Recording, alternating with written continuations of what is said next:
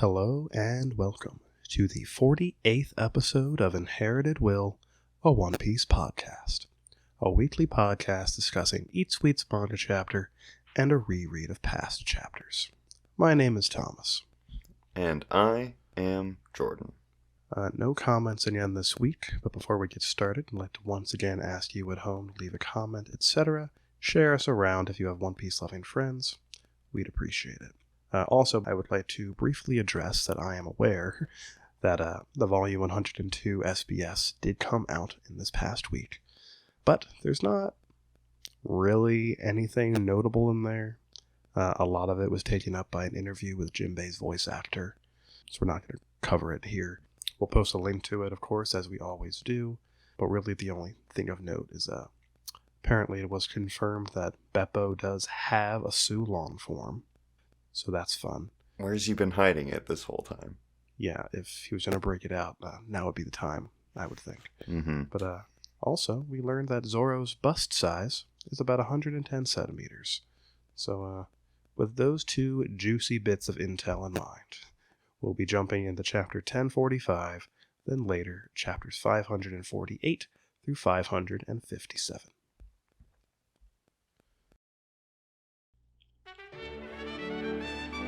This week, we've got a fun and fresh color spread.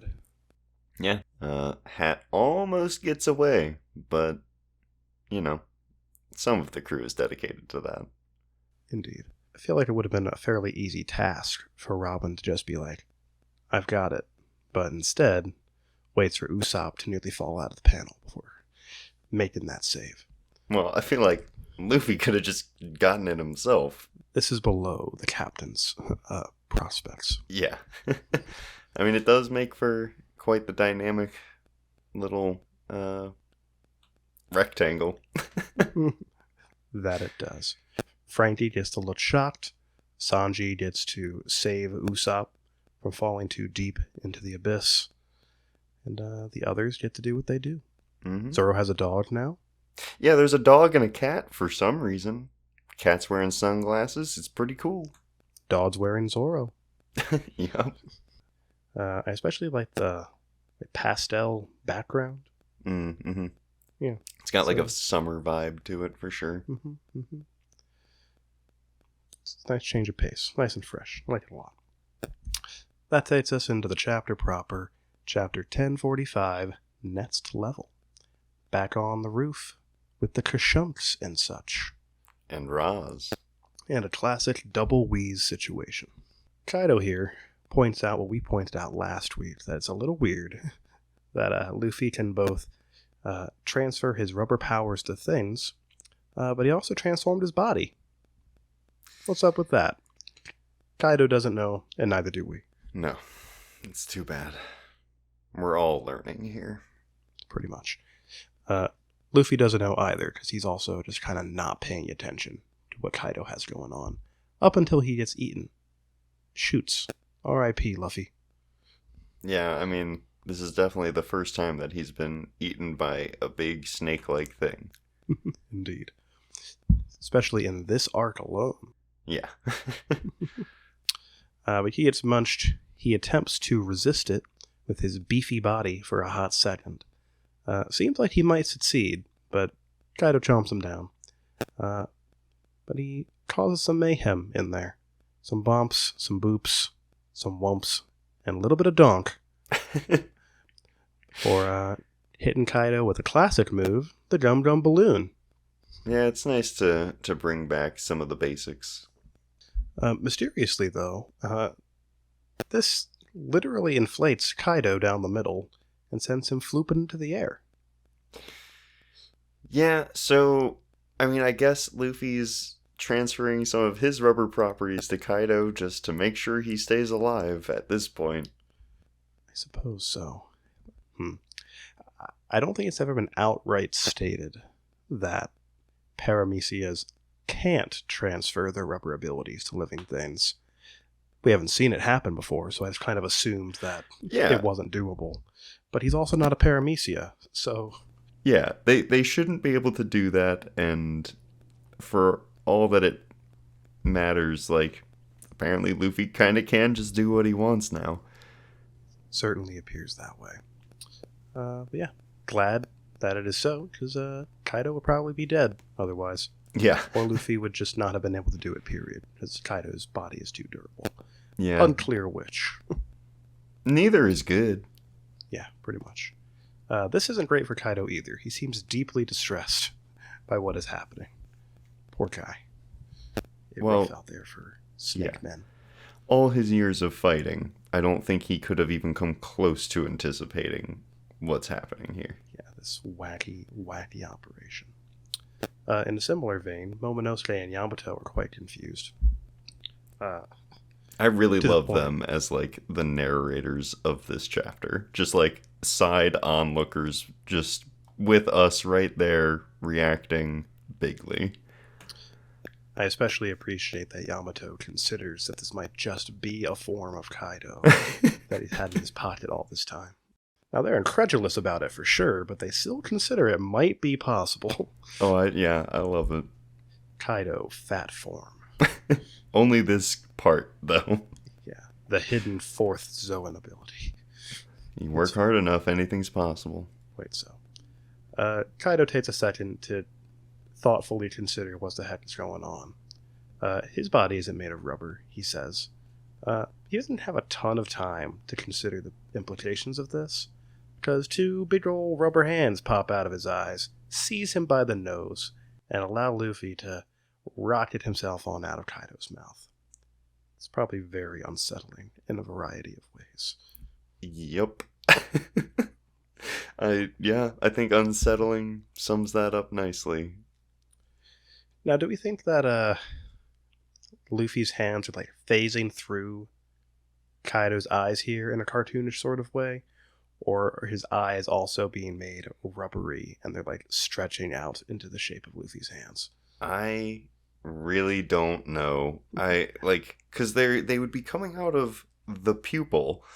But like we know that Oda's biology is a little weird when it comes to eyes. Like, we've seen Luffy in the eye of the giant sky snake. That's true. So, like, I don't know, man. Very iffy. But Luffy's having a great time about it, and so am I. What happens next is interesting. Something I've expected for quite some time. You and everybody else. Yeah.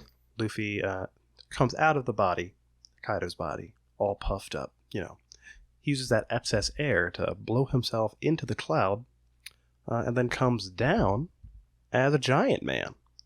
Luffy Big Mode, I believe, is the technical name. Gum Gum Giant doesn't exist. It's definitely Luffy Big Mode. Was that also released in the SBS? Absolutely. I didn't read it to you, so you have to trust me. Exactly. Comes out of the sky, lightning in the background, looking all sorts of large and spooky. Doesn't do too much while he's large. He gets bit.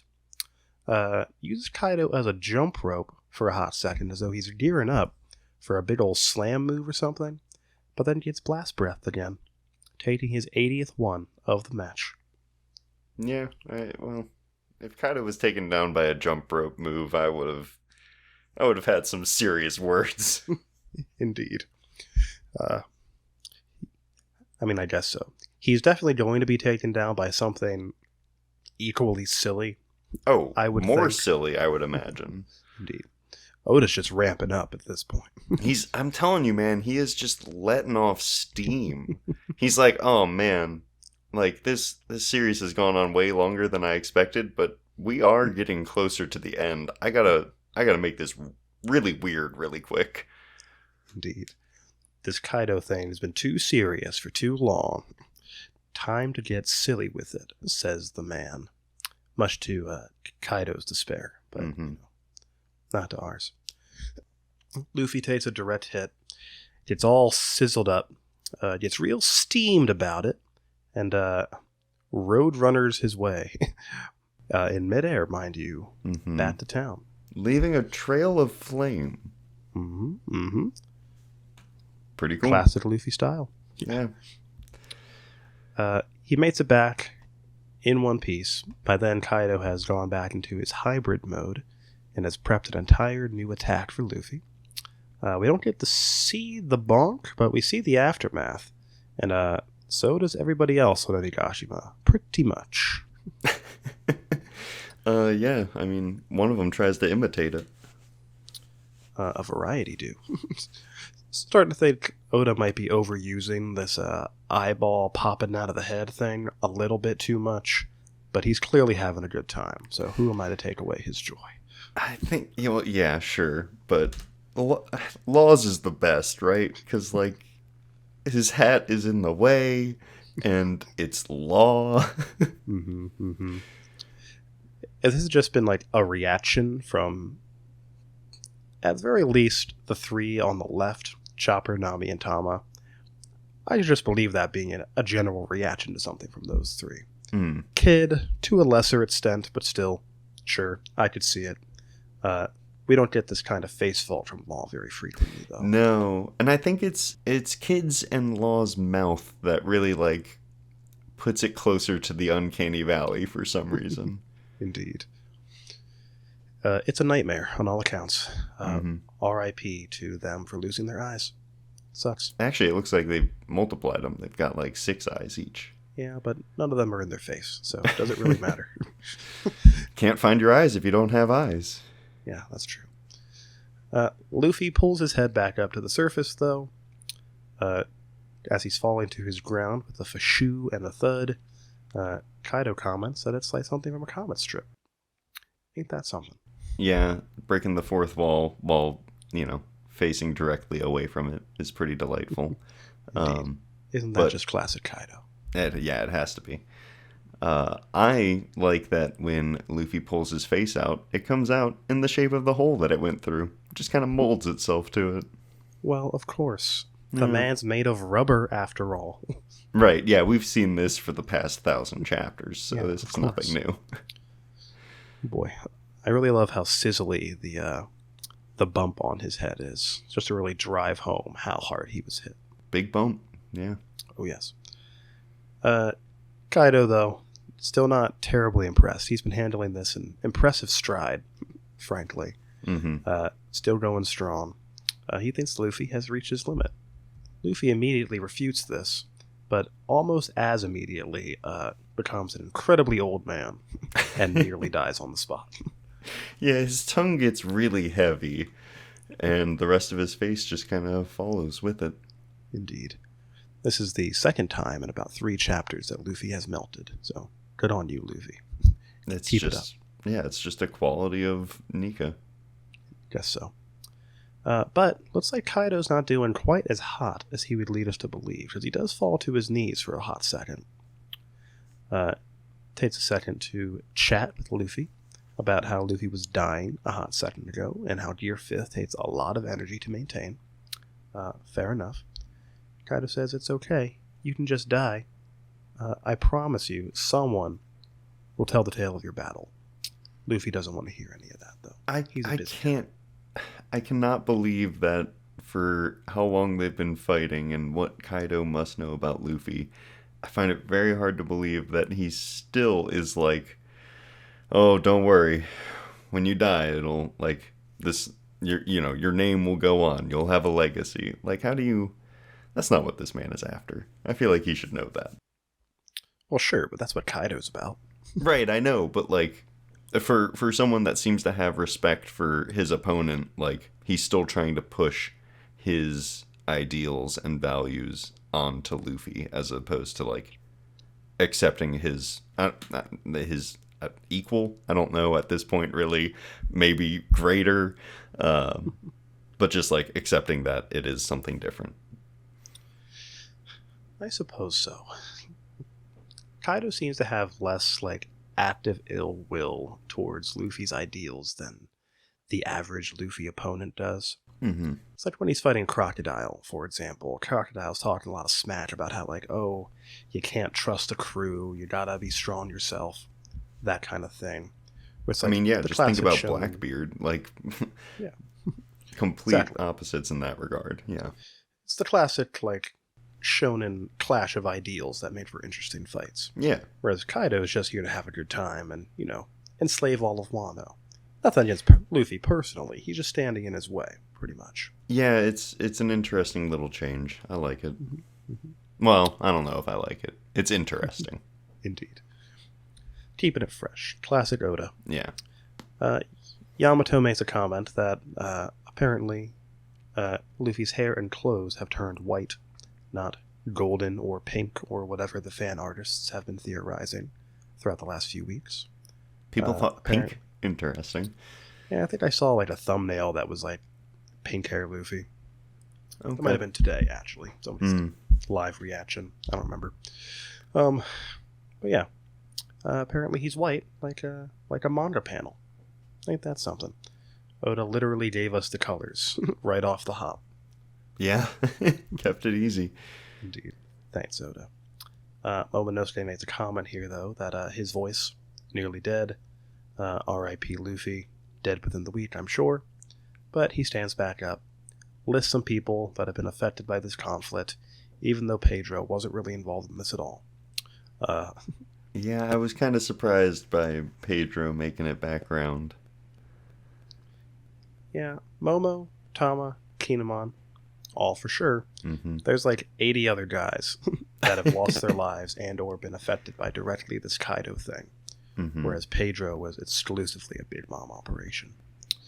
So, very much dead. Like, yeah, for sure. Deader than anybody he mentions. Yep. But this still is not the time, Luffy. He's just dreaming sweet Pedro dreams. I can't blame him. I do that myself every evening. So, fair enough. Kaido gives a strict warning here. Careful or you die. Luffy doesn't give two frumps about that. Pumps up his heart once more. And goes in for another clash. As does Kaido. I love the line, "Come on, heart, hit that beat." And then he hits it in a big way. Doom da da da. Yeah, it's back. It's gonna be a good time for sure. Quite so. Luffy's heart hits that beat. Kaido's club hits Luffy square in the back of the head. But he looks good. Spiky Luffy is most powerful Luffy, as I understand it. Truly hitting that shonen protagonist maximum. Good on you, buddy. He's finally got the spiky hair that he's always needed. And the spiky mouth. Mm-hmm. Dream come true. This causes him pain, and he tries to flee. But turns out, it's just a feint. Kaido goes in for a club smack, which seems to hit him and pancake the man. Right. But the floor is also rubbery, so he bounces back up above Kaido, bounces to a nearby rock, charges up a something for a hot second, blasts on up, spins around a whole bunch in what appears to be a modified version of his UFO move from like 300 chapters ago, and then punches Kaido straight through the head. Yeah, what is this? Like JoJo Part 4? Kind of seems that way. I don't remember seeing a cartoon where a protagonist or anybody literally punches through the face, but he's actually fine. But it happens here. This is one of the weirder parts of this chapter, which is already kind of weird. But like, it's especially strange that looking at the color of it, where it shows the back of Kaido's head, like it's a white fist, and it looks like the black of Kaido's head is like torn through. Yeah. So it's like he's like bursting Yeah. out of it from behind. Yeah, wild. I mean, he's fine, right? Like totally fine. Just as if, my favorite Joestar had punched him. Of course. Actually, I don't know if he's... we don't need... Anyway. You've opened a Pandora's box on Yeah, it's not worth issues, it right so. now. It's too late in the day. Indeed. But Kaido does fall down. He took a punch, at least. Not sure what on earth happened here in detail, but, Luffy's having a good time, and he suspects Kaido might be as well. I think we're gonna find out next chapter that he's weirded out, but probably having a good time. Indeed. To turn back the clock a little bit, though, before he actually takes this punch, Kaido does some speculating to himself. He says that Luffy turns all white. He's using both armament and Conqueror's Haki, and he can transfer his powers to other stuff. That chunk of things alone is fairly standard affair for awakening and Haki usage, right? Mm. The turning all white thing and freewheeling combat seems to have him downright spooked, though. And I guess the fact that he awakened this business mid-combat, or post-combat, really, probably has him a little bit freaked as well. We've never actually seen anybody awaken their abilities before up until now. So I'm not sure if, like, being defeated is standard fare. Oh, you think it's like a comeback from brink of defeat? Well, possibly. But I don't know, because like Katakuri was said to have never have fallen down in all of his years. The undefeated, invincible man. So at the very least, in his case, probably not a comeback from defeat type thing. But we just don't know. It's a classic mystery. One that will probably never be addressed. Nope, won't be. I'm just resigned to that now. Quite so. This chapter as a whole, fun little combat chapter. I'm pleased to be able to see more of what Luffy can do. And I think I can say with confidence that I probably enjoyed this chapter more than last week's, because we've already addressed like the issues that we have with this Gear 5th thing. So this week, I could kind of put that aside, trusting that perhaps Oda will explain it one day, and just enjoy what we see at face value. You know? Yeah, I mean, I'm starting to think that this is really just like... I mean, Oda's been doing this a long time, and it's all been this same story, right? So, like, we know that he has so many ideas that he's never been able to put on paper. And I'm starting to feel that this is him just being like, I don't know, I could have made this Gear 5th, I could have made this Gear 5th, could have made this a move for Luffy, but, like, man, it didn't really fit anywhere. And now he's just unloading it. Now, Luffy can do whatever he wants, so he can use all of these ideas and more. And he doesn't have to justify it, and he kind of deserves that, you know? He's put in the work for a long time, and he'll find a way to make it, well, I hope he'll find a way to make it narratively pleasing. We'll see. Here's hoping. But I think that pretty much wraps up my thoughts. Fun combat chapter, but that's pretty much all it is. Yep. Good times, good goofs. Quite so. So there is no break next week. Chapter 1046 will release on April 10th, next Sunday. Look forward to that.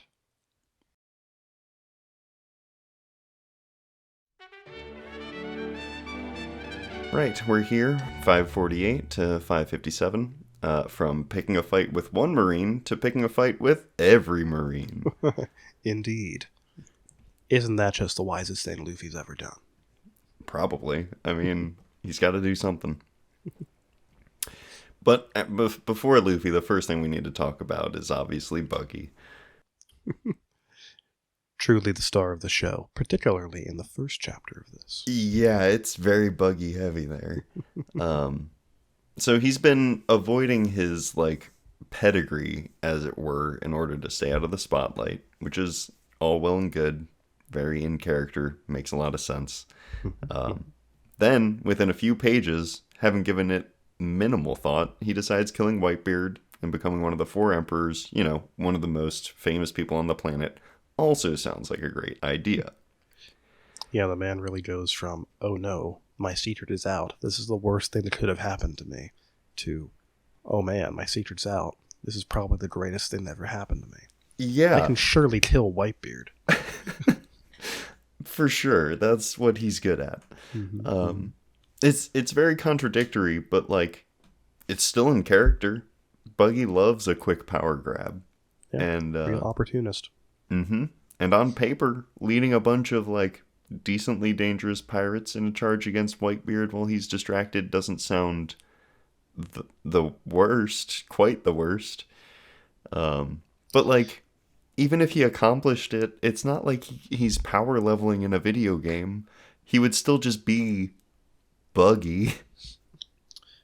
I guess his plan is to coast on reputation and the power of these other guys. Which is kind of what he does. What he's doing. Yeah. But like, I just can't believe that he jumped straight to Whitebeard. It's a bit jump for sure. I love Buddy's the ambition. wisest move, but it works out for him up until that whole warlord system abolishment thing. Oh, forget about that. Yeah, nuts. But also Buggy is they say blood brothers with Shanks. Is that just how they're referring to crewmates, or did they actually swap blood at some point? I think that is simply an exaggeration made by the Marines. Oh, you think that's just bad information? Indeed. Because I was going to say, like, every flashback I remember, they were not friends. Like, no. Shanks was nice to Buggy, but Buggy was still a bad boy. Indeed. They seem like kind of like a Zoro Sanji situation with a little bit more bad blood there on Buggy's side. Mm-hmm. They're rivals, but still crewmates and friends to a certain extent. And the Marines made some assumptions about how close that makes them. Okay. Yeah, I'll buy that. I like that. That's enough about Buggy, though. Just wanted to touch on that. Now we get to never mention him again. For like maybe a week or two. So now we get into Ace's execution. I mean, it's like Oda spends some serious time setting up the scene here, like just showing how bad the odds are for, well, at the point of setting it up, we really just think Luffy and company. We know Whitebeard's going to show up, but we haven't seen him. So they've got 100,000 troops, 50 warships, 5 warlords, and 3 admirals, which is like, a lot and daunting. Mm-hmm. But while I was reading through it, and it showed that like the panel where it's got the 3 admirals all sitting in their chairs. Sure. I had a thought that, like, I don't know. I personally find it weird that these 3 all have basically the exact same, like, body shape. And it caught me off guard, especially in contrast to, like, the shot of the warlords that we saw right before that. It's just like Oda does so much fun stuff with people, and then with these 3, it's like, wow, they're tall, lanky dudes. That's true. Akainu's a little bit beefier, of course. I was about to say, it's a little wider than the other 2. But like, in terms of general shape, certainly not as much variety as the pirates get, for sure. Right. Which, like, makes sense. They're Marines, but, like, I don't know, even Garp and Sengoku are, like, different. It just seems strange that the 3, not tops, but basically the 3 top, are cookie cutter. Suppose that's true. They do have like the uniqueness in that they're modeled after actual Japanese actors.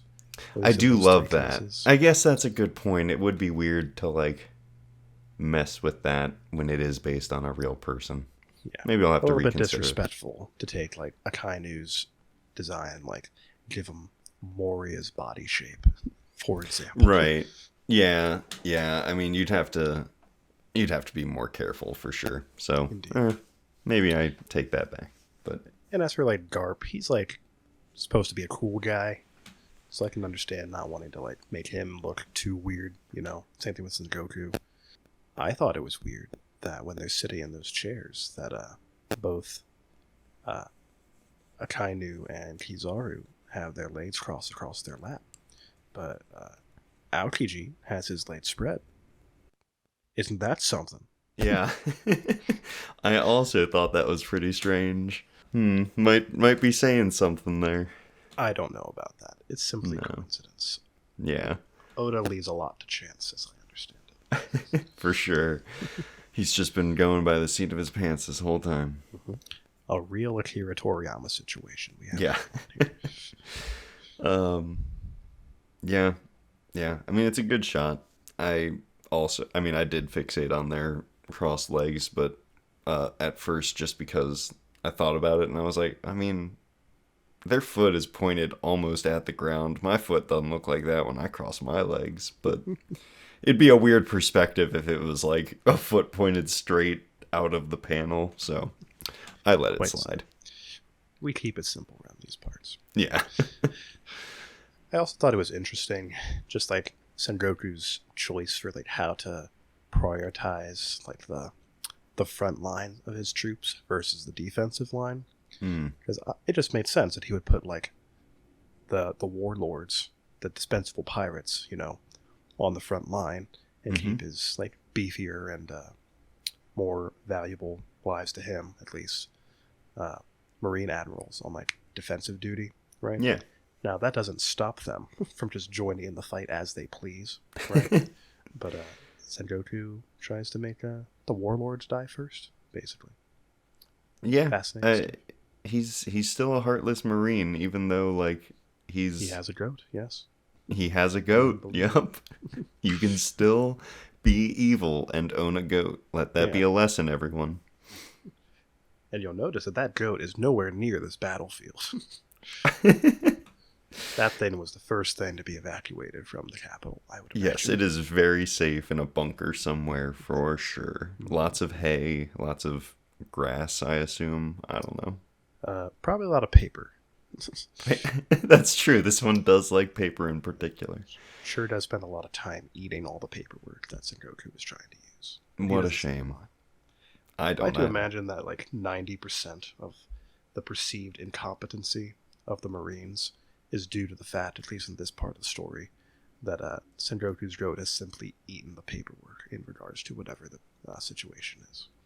I mean, yeah, that's pretty good. Yeah, the Gorosei sent a memo about the fruit that Luffy ate being the Nika fruit, but oops, it got ate. Indeed. Either that or Sengoku's report to the Gorosei about Luffy having the gum fruit never made it up to him because it got eaten. Yeah, both ways work. We solved your plot hole for you, Oda. You're welcome. It just takes one goat. It's fine. In before, and SBS covers that issue. Yeah, for sure. Plot, yes, a thing that is important. Turns out that Ace is Roger's son. We know this. Indeed. That's cool and good. But his mother, on the other hand, now that's something to talk about. She's wild, and they just kind of like pass over it pretty quickly. It gets like half a page to talk about this woman that held an unbirthed child in her for 20 months. Yeah, that's pretty bonkers, huh? Just crazy. I don't know how this solves the problem. Like, they specifically said that they were checking pregnant people too. Like, well, yeah, but how do you with the level of technology they have? Oh, right? I know. I'm with you. How but do you check a pregnancy for fatherhood before it's born? I don't know, but they said they were doing it. I imagine they were just checking for pregnant women, right? Getting information about like when the pregnancy would have begun, right? And just kind of waiting it out based on that information. I guess. I mean, they have time, but I don't like it. If Akainu had been like in full swing by that point, he probably just would have killed all the pregnant women, and that would have solved the problem for sure.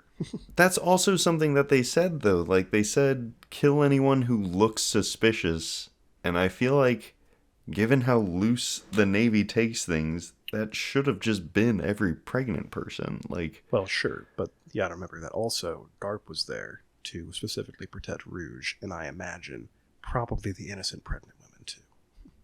I get, yeah, yeah. how he stays in the Navy, I don't really know. Like, I know that Sengoku has said, if you weren't the hero of the Navy or whatever, but eventually that only goes so far, right? He blatantly disregards orders fairly often. I suppose so. On the one hand, on an average day, the Navy doesn't really seem to, or the world government rather, doesn't really seem to care too much about their public image, right? But sometimes they're like, hey, can't get rid of the hero, right? That would be bad for the Marines, I guess. I mean, I guess, but you could retire him I don't know if retirement's a thing in One Piece, but I'm sure he's got a pension, a 401k or something. Go retire, man. Perhaps one day he will. Well, I don't want him to. I want to make that clear. I just feel like Sengoku should have forced it by now. Plus, they've been, friends of sorts for a long time, so I'm sure he still has in his head hopes and dreams that maybe one day Garp will simply fall in line. Never gonna happen. But, I also think that Sengoku is not a immovable object. I feel like he, while pretty bad, I mean, for sure, probably can see both sides better than most people. So, if there is another Marine, other than Smoker, that I feel like might have some good in them, it is probably him. And Suru seems pretty good too. A couple of the old timers, for sure. Yeah, now that I think about it. Mellowed a bit in their old age, I guess. And we see a little bit of Sengoku's softer side post-time skip too, where he's talking the law about Corazon. That's basically raised that guy. And in fact, Sengoku post-retirement acts a lot like Garp, as a matter of fact. He does. Doesn't he wear floral shirts? Hawaiian shirts? He sure does. Love that guy. Wasn't expecting to talk about him so long, but glad it came up. Gotta strike a bit of a balance between talking about his goat and the man himself. It's all about balance, yeah. I'm with you. So speaking of balancing things out, Whitebeard's fleet does show up. And before, Moby Dick and the other whale ships shows up, there's two important things with, the kind of humdrum fleet that shows up first. One is a ship that has a caterpillar on its prow. That's pretty cool. The second is a captain known as Thunderlord McGuy. My new favorite person. He's got a killer name, killer mustache, and killer chin. The holy trio. I was very concerned you were about to talk some unnecessary smack about my son, Thunderlord McGuy. Very pleased the conversation didn't swing that way. It's just so fucking good. Thunderlord. It's not Thunderlord. Thunderlord McGuy. I love it. Boy, what a man. He doesn't do anything, but his name is said and he's there. I like to imagine that concept for that character just came to Oda late at night in an epiphany and simply sat up straight in the dead of night, ran to the boardroom to grab his notebook, and spent the next 3 days straight specifically designing that man and his bat story, only for it to never come up again in the story. Dude, probably. And I feel like that is sort of the downfall of this story arc. I was going to bring this up later, but there's so much happening. There are so many people here that are all pretty cool, and they kind of have to be here, right? And I just feel like none of them get the time that they deserve, and I realize that that's a shortcoming of the medium, of course. We've talked about this before, but in this specifically, this is one that I feel like I would rather see or consume it in an animated medium, because it would just, fill in some of the missing spots more. Like specifically when Jozu like picks up the giant iceberg and throws it.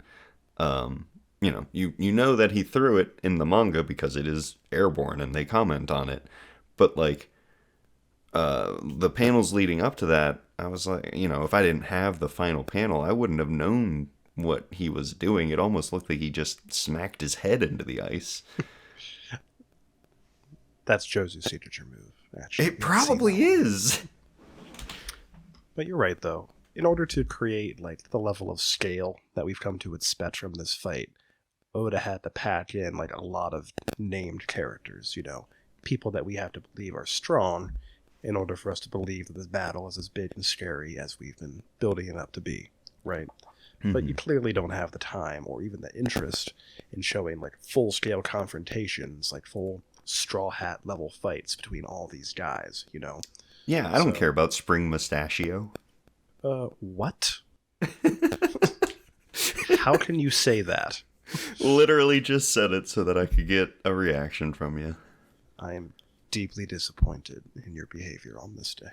I wasn't going to make fun of Blamenko. Well, of course not. That man has pockets for days. Yeah, that would be dangerous for me and everyone that I knew. Who knows what are in those pockets of him? You can't take the chance. Not even close to worth it. Yeah. Point noted and agreed with, however. Thank you. I suppose that is the summary of this tangent we've gone off on. Yeah. So Son Goku, like, he makes a big show about what's going on here, and you know that's because of Ace's lineage. They're trying to, you know, be like, hey, you pirates, look what'll happen to you. And I get that. Like, he's obviously trying to prevent another coming of, you know, a fresh wave of pirates. But I feel like it's kind of a bold move. Like, even without things going bad in the ways that it does for the Navy, I could see this kind of sparking a younger generation to take up the Jolly Roger. Like, the Navy here is kind of saying, like, one person, yeah, one person who's related to Roger, whatever. One person can cause such a stir that the Navy was terrified. Like, they brought out everything they had. And it just shows that the Navy can be scared. And it's, like, I don't know, it's not that hard. Like, it is, of course, but you get enough like-minded people together and you can do it. So, it's interesting. Yeah, I guess so. On the one hand, they could have simply executed the guy in secret, right? Mm-hmm. And just avoided the Pirate King lineage of it all altogether, right? Mm-hmm. They just could have just killed Ace, called it a day, and no one has to know that he was the son of the king of the pirates, right? But Sengoku, I guess, or perhaps someone higher up the ladder than him, decided they had to make a show of it, like you said, probably to stamp out like people with lofty ideas of becoming the Pirate King, you know. Mm-hmm. But in doing so, picked a fight that they clearly weren't 100% confident that they could win, and lost like severe casualties already, even at this point in the story, as a result. To the point where they even had to rely on those dang dirty warlords to try to make it happen. So basically, yeah, I guess it is certainly a bold move on Sengoku's part, and doesn't really even pay off. Right? Like, why? It's yeah, and it's getting ahead of ourselves a little bit, but yeah. What they've really done is give Whitebeard a stage, right? A podium for which to inspire the future generation. And they knew the entire time that Whitebeard was going to show up. Like, what? Did they think that he was just going to show up, sit there, and watch? No. Like, I also thought it was interesting that people in the Navy seemed to, like, react with genuine surprise when Whitebeard pulled out his powers. Like, I for sure would have briefed everyone and been like, hey, he's got the quake fruit. Like, if you know anything, you should know that. Well, for sure. But to a lot of people, Whitebeard is still a living legend, you know? So even if you've been told about something, it's a different thing altogether to see it before your very eyes when it's simply been myth and folklore, basically. That's true. Then. He is old as heck. Quite. Elderly man. Got a big mustache, too. So. Yeah. Very point. Sometimes we get, like, a panel of him. There's one specifically in, like, Ace's flashback where we kind of see him from a lower angle, and it's more of a side profile. And, oh boy, he's got a moon-shaped head. It's very curved. It's so fascinating. What a guy. Indeed. And his mustache is probably bigger than, like, me. So yes. One whole Thomas length. Indeed. But, yeah, obviously, situations, like, chaotic beyond belief. And I think that it's neat how the structure, like the way that Oda is presenting stuff, is jarring at times. Yeah. Just to bring a little bit of that chaos to the reader. I think this happens a few times here, but the best example that I had is Little Oars Jr. Like, this character is introduced here, but there are immediately flashbacks cut in with the current stuff to show why Ace is so important to this giant. And he's trying his best. Like, he's taken out a ship, he's opening up a path, and, like, it's a really pretty sweet moment. You know, we see Ace making him the hat and all this stuff, and then just boom, his legs cut off by Doflamingo. The dude continues on, like, and then is just finally taken out by an overly lizard-based attack from Moria. You don't think the lizard part of that was necessary to what happened? Are you questioning the tactics of Gecko D. Moria? It's just, let me take a lot of shadow bats and make them into an arrow, but also at the end of the arrow, make it a lizard. That's the rule, Jordan. If it's not shaped like an animal, what's the goddamn point? You gotta have your theatrics. These are the things you learn in the School of Moria. If you had completed more than a semester, maybe you would know that.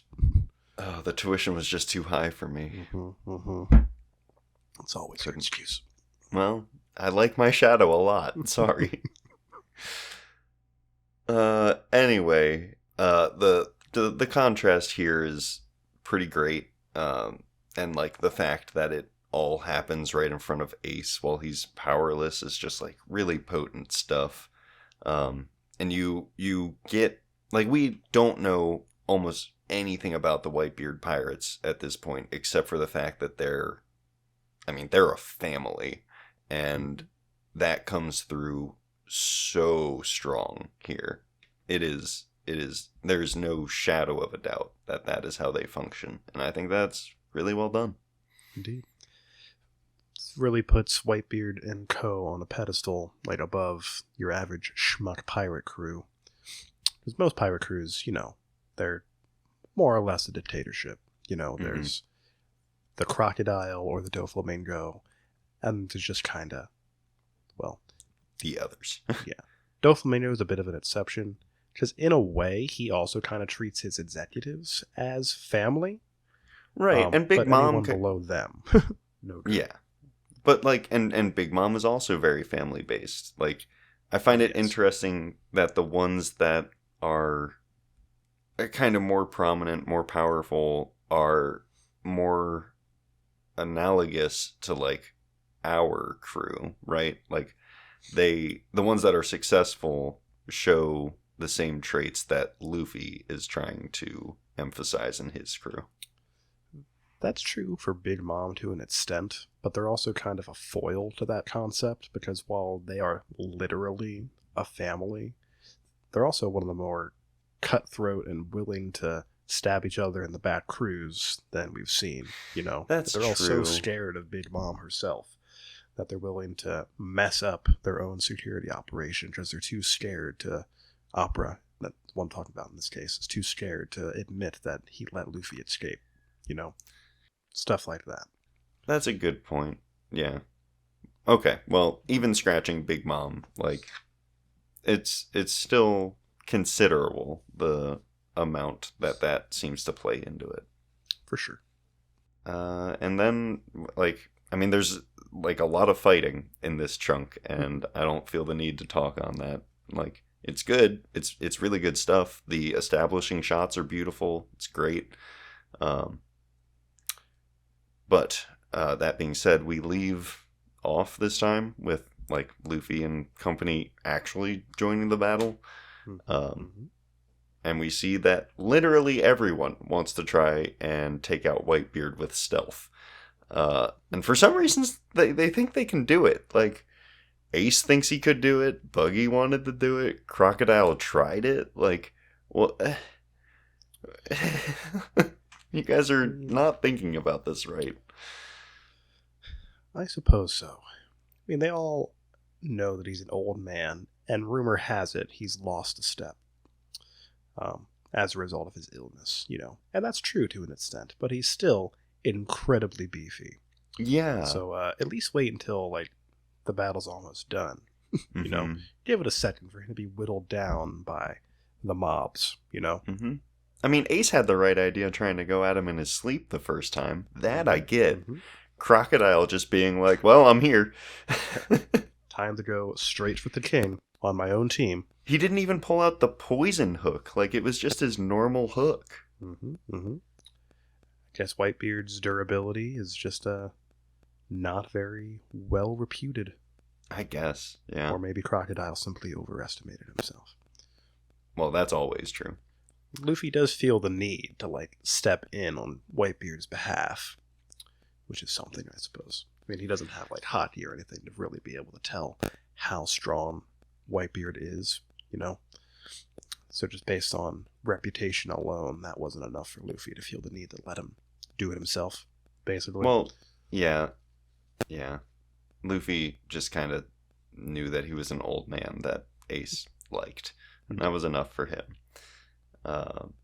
I do wonder kind of how it even got to that point with Crocodile. Like, I feel like Whitebeard almost should have just quaked him or whatever, just cracked him. But, well, it wouldn't have done much to him because he's a Logia type. And, well, Whitebeard has to have all sorts of hockey going for him. So maybe he just observed Luffy, like, making a move for it. And he was like, let's see how this plays out. Yeah. If anybody's got future sight on this battlefield, like 20 years before future sight is even a twinkle in Oda's eye, I'm sure it's Whitebeard. The man causes earthquakes in the seafloor that create tidal waves. Like, you have to have some level of observation hockey for that. I would think so. Oh, man. Pretty impressive dude, this Whitebeard. It's always... Big. Yeah. Yes, quite large. Large man. Has a bladed weapon that he doesn't really use all that much. One of the legendary weapons, like the top tier, along par with Mihawk's sword. Very a lot of flashy stuff here in this world. Yeah. If it is a bladed weapon, I guess it counts. Yeah, that blade is very large. But that's about it for what I have here. I think I went out of order, but I think I got all my notes in. All right.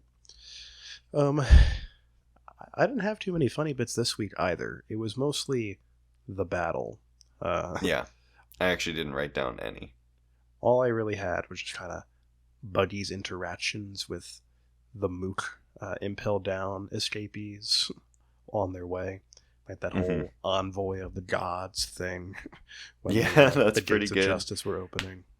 Yeah, I mean, I did write down that pretty much any panel where a large group of people are reacting to news that shocks them, that pretty much always gets me. And there were a few of those in here, so those are my bits. Quite so. But, like we said, mostly action and setup for future battle things. To be continued. Next week, we'll be covering chapters 558 through 569, the next chunk of Marineford, so look forward to that. Like I said before, no break next week, thank goodness. The next new chapter, 1046, releases April 10th. Feel free to send in your thoughts on this chapter via email to inheritedwillpodcasts@gmail.com, on Twitter to @inherited_will, or in a comment on the platform of your choosing. As always, thanks for listening. So long.